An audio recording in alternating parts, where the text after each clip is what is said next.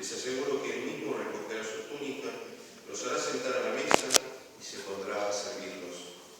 Felices ellos, si el Señor llega a medianoche o antes del alba y los encuentra así.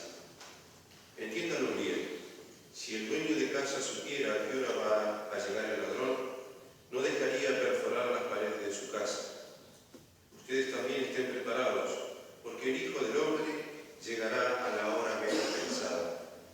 Pedro preguntó entonces: Señor, ¿esta parábola la dices para nosotros o para todos?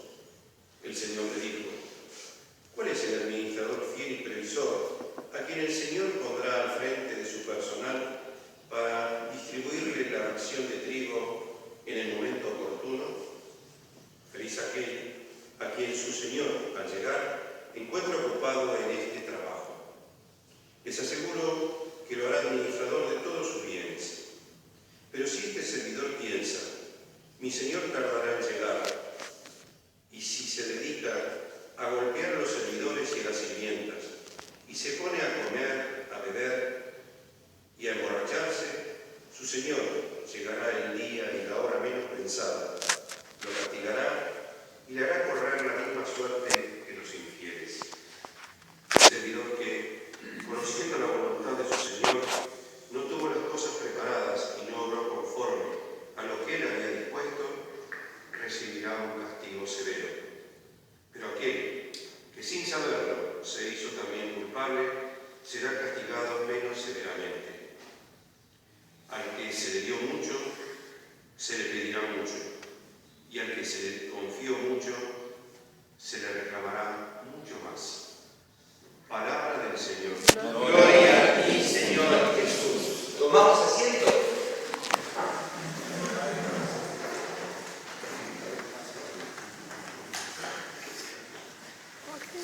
Y el Evangelio de hoy tiene muchos temas, realmente, pero la primera parte, hasta donde dice: allí donde esté tu tesoro, estará también tu corazón, es la conclusión de un largo discurso sobre el valor de los bienes, sobre las riquezas espirituales y materiales, que comenzó el domingo pasado.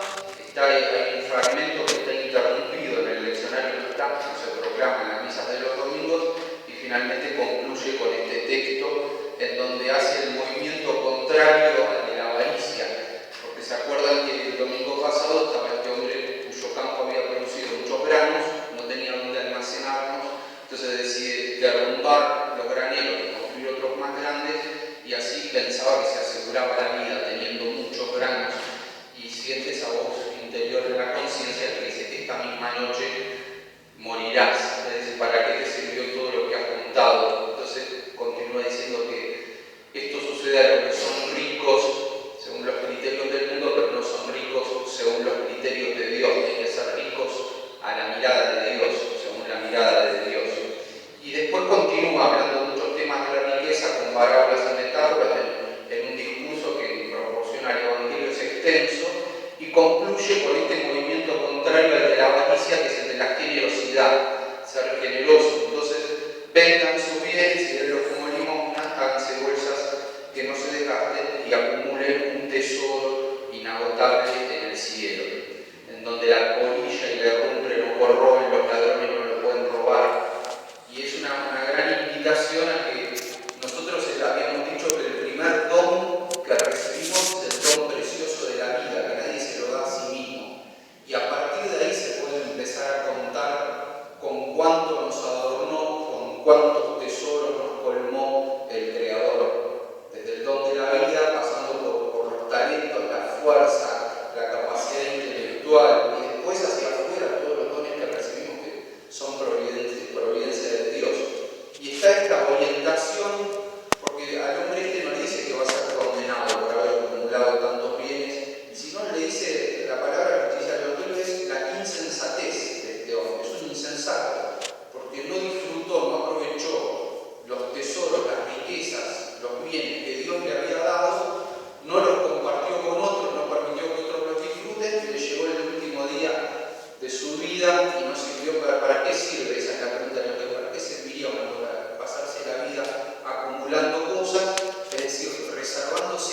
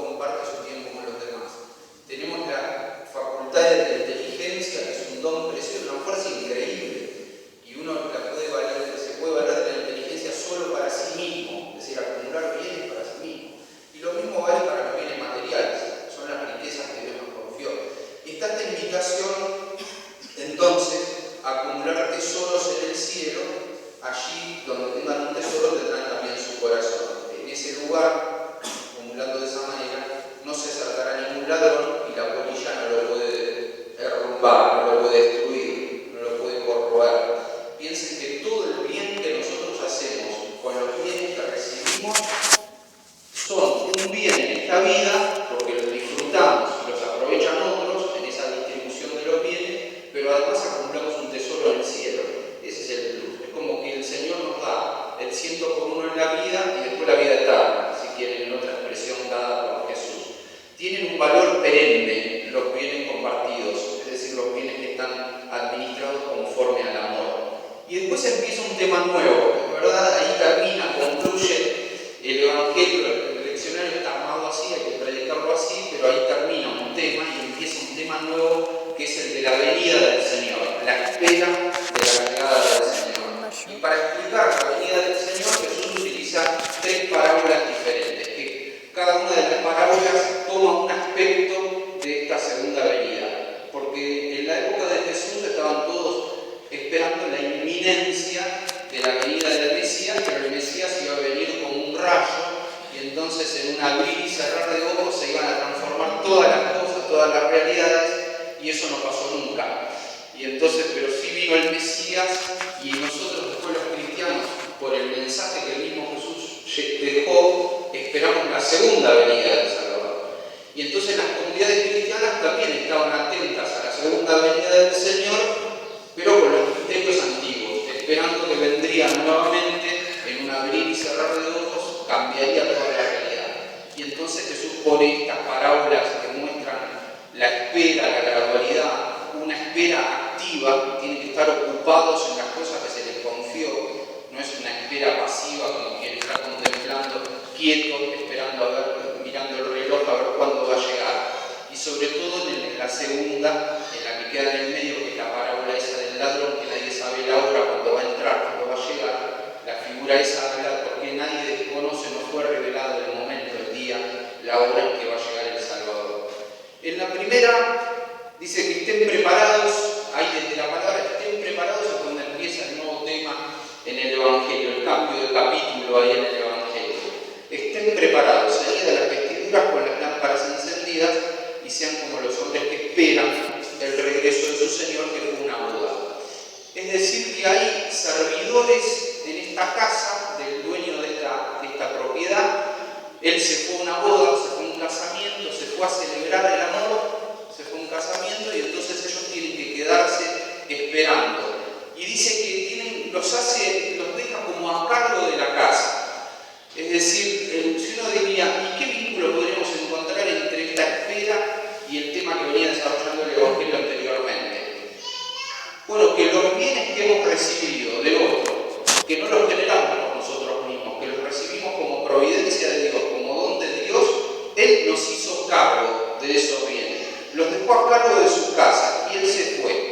Esta es la ascensión del Señor, la celebración de las bodas siempre en la Sagrada Escritura tiene que ver con la alianza que establece Dios con los hombres, es un gesto de amor también ese que se celebra. Él se fue, no está y los hizo cargo. Les dice, les indica cómo tienen que estar mientras Él no está. Tienen que permanecer en vela, estén preparados, estén atentos, sabiendo que viene el Señor.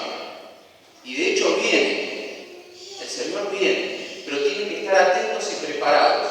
No estén descuidados, distraídos en cualquier cosa, sino atentos a la espera, esperando la llegada del Señor, que va a volver. Y dice que como recompensa de aquellos que permanezcan en vigilia, en espera, viviendo en esta esperanza de la venida del Señor, la recompensa es que cuando llegue el dueño de casa va a adoptar la actitud de un servidor. Dice que los va a sentar a la mesa y se va a poner a servirlos. Se hace servidor de aquellos que vivieron en espera de la venida del Señor. Y nosotros lo celebramos en la Eucaristía eso. ¿Vieron? El Señor se hace servidor nuestro cuando nos entrega su palabra, se hace servidor nuestro cuando nos entrega su propia vida. Nosotros recibimos la vida de Dios en cada Eucaristía. Nosotros nos sentamos en torno a la mesa y Él viene y entrega su propia vida. Él viene y nos da su palabra. Jesús se hace servidor nuestro, sirve a aquellos que están esperando la llegada del Señor. Esto es un poco un lado y el otro de la primera parábola. En la segunda, como estaba la preocupación del día, que hoy es el día, sobre todo hay muchas sectas que dicen conocer el día o ven signos, que dicen, bueno, pues de acuerdo a los signos que estamos viviendo ya va a venir el Señor, se acerca el fin de la historia. Y es para que nosotros estemos estemos atentos que hay un fin de la historia personal, así como ese que dijo insensato esta misma noche. No, nadie sabe cuándo va a ser esa hora, pero tenemos un fin de nuestra historia personal. Esto está ahí. Y además hay un fin de la historia universal, hay un fin de la historia de la humanidad. Lo que dice el Evangelio es que nadie conoce esa hora. Entonces la metáfora que utiliza Jesús es la del ladrón. Dice, si el dueño de casa supiera a qué hora va a llegar el ladrón, no le permitiría que perfore las paredes. No permitiría que haga, como dicen eso, los boquetes, los boqueteros, no permitirían que hagan eso, no los boquetes. Y entonces le dice, pero nadie sabe, no está revelada la hora, nadie la conoce esa hora. La conoce, está en la inmanencia de Dios Padre, el conocimiento de ese día de la segunda venida del Señor. Por eso todo anuncio que se salga de este anuncio de Jesús es falso, es mentira. Si alguno viene diciendo, yo sé la hora en cuál es, cuándo es el fin del mundo, yo sé cuándo es, porque ni siquiera hay signos. Entiéndanlo bien, si el dueño de casa supiera a qué hora va a llegar el ladrón, no dejaría perforar las paredes de su casa. Ustedes estén preparados, porque el Hijo del Hombre llegará a la hora menos pensada. La tercera parábola está interrumpida por la pregunta de Pedro, si la parábola se refiere solamente a ellos, a los apóstoles, o es para todos. Esto le está preguntando. Jesús le responde como buen rabino con otra parábola, que podría haber dicho, sí, es para ustedes, o no, es para todos y listo, se habrá simplificado la vida, es para ellos y para los demás también, si quieren saber así la conclusión de la parábola, pero les cuenta otra parábola, que tiene que ver cuál es el administrador fiel y previsor a quien el Señor pondrá al frente de su personal para distribuir la ración de trigo en el momento oportuno. Les aseguro que lo hará administrador de todos sus bienes. Pero si este servidor piensa, mi Señor tardará en llegar, y se dedica a golpear a los servidores y a las sirvientas, se pone a beber, a emborracharse, cuando llegue el Señor, a la hora menos pensada, nadie la conoce. A la hora menos pensada lo castigará y le hará correr la misma suerte que los infieles, que los que no creen. ¿Saben? Ahí también está subrayado una vez más el tema de que nadie conoce cuándo va a ser la segunda venida del Señor, pero que la espera no tiene que ser una espera pasiva, sino que tienen que estar ocupados en aquello que le encomendó el dueño de casa. Y ahí se deja ver, todos sabemos cuáles son nuestras ocupaciones. Eso así como ese que produjo muchos granos y entonces quiso acumular y escuchó la voz esta misma noche. Bueno, hay otra voz en el fondo de la conciencia, porque está la presencia de Dios en la conciencia de los hombres, aunque muchas veces esté ignorada o muchas veces seamos indiferentes a esa voz de la conciencia. Cada uno sabe qué es lo que tiene que realizar, a qué fue llamado, qué es lo que está bien, qué es lo que está mal. Lo sabemos, la conciencia lo dicta. Y entonces dice, feliz el hombre que esté ocupado en estos asuntos, en su trabajo, en lo que le corresponde a cada uno. Piensen qué lindo sería si cada uno realizaría bien, con rectitud de conciencia, lo que tiene que hacer. Nada más que eso, que cada uno haga lo que tiene que hacer con rectitud de conciencia. Eso es lo que espera el Señor. Que realicemos en nuestra vida lo que a cada uno le corresponde, lo que le fue dado a cada uno. Y si uno dice, bueno, y entonces esperando al Señor, con esta espera activa, no una espera pasiva, desinteresada, como quien dice, bueno, algún día va a llegar, no sabemos cuándo, y entonces, como dijo el otro, comamos y bebamos, y este también se dedica a golpear, a emborrachar, a hacer cosas que no tienen que ver con aquello que le fue encomendado por el Señor, a la hora menos pensada llega. Porque a la hora menos pensada llega el fin de tu historia personal, en donde uno se tiene que presentar con la conciencia desnuda ante Dios. Ahí no hay mano para taparse la cara, no se puede poner rojo, no podemos hacer nada. Está todo descubierto a la mirada de Dios, y nosotros, otra cosa es que Él llegue, el momento del fin de nuestra historia personal, y nos encuentre ocupados en aquello, atendiendo los asuntos que nos fueron encomendados. Dice, a ese le voy a ser administrador de todos mis bienes, que va a redundar en una abundancia que nosotros no podemos ni siquiera imaginar, no podemos contar. Tenemos que pedirle hoy al Señor, en estos dos aspectos que señalaba el Evangelio entre el domingo pasado y el de hoy, que nosotros nos hizo administradores de todos sus bienes. Él nos dio desde el don de la vida en adelante todos los bienes que poseemos, pasando por los talentos y capacidades, el tiempo de nuestra nuestra vida y los bienes materiales también, todas las capacidades, los talentos, la técnica, todo eso que nos dio el Señor para que nosotros lo administremos sabiamente conforme al amor. Y así de esa manera vayamos acumulando, como dice el Evangelio, un tesoro en el cielo.